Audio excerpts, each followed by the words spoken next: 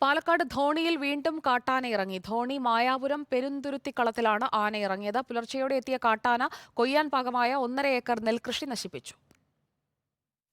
ധോണിയെ വിറപ്പിച്ച PT-7 വനംവകുപ്പിന്റെ കൂട്ടിലായി 1 വർഷമാവാറായിട്ടും ധോണിക്കാരുടെ ആനശല്യം തീരുന്നില്ല. ഇന്ന് പുലർച്ചെ 5ഓടെ ധോണി മായാപുരത്തിന് സമീപം ഇറങ്ങിയ ഒറ്റയാൻ ജനവാസ മേഖല കടന്ന് പ്രദേശത്തെ കൃഷിയിടത്തിലെത്തി വ്യാപകമായി കൃഷി നശിപ്പിച്ചു. പെരുന്തുരുത്തിക്കളം സ്വദേശി മോഹനന്റെ കൊയ്യാൻ പാകമായ 1.5 ഏക്കർ നെൽകൃഷിയാണ് ആന നശിപ്പിച്ചത്. കാട്ടാനശല്യം ചെറുക്കാൻ വനംവകുപ്പ് നടപടിയെടുക്കാത്തതാണ് ധോണിയിൽ വന്യമൃഗശല്യം രൂക്ഷമാവാൻ കാരണമെന്ന് പ്രദേശവാസികൾ റിപ്പോർട്ടറിനോട് പറഞ്ഞു.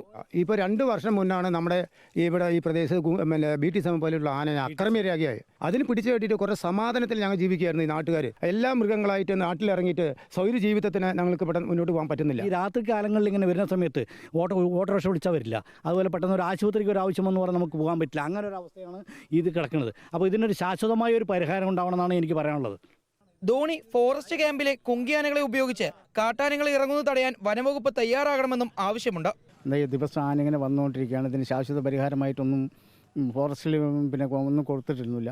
ആകെ ധർമ്മസംഘടന കുങ്കിയാന 2 അവിടെയുണ്ട്. അവരത് വെച്ച് എന്തെങ്കിലും നോക്കുന്നോ പിടിക്കുന്നോ അതൊന്നും ചെയ്യുന്നില്ല. ഇതിന് യാതൊരു ശാശ്വത പരിഹാരമായിട്ട് എന്തെങ്കിലും ഒന്ന് കാണണം. കഴിഞ്ഞ ദിവസങ്ങളിൽ ധോണിയിലെ സെന്റ് തോമസ് നഗറിലും ചേരുങ്കാട് കോളനിയിലും ഒറ്റയാന്റെ ആക്രമണത്തിൽ ലക്ഷങ്ങളുടെ കൃഷിനാശമുണ്ടായിരുന്നു.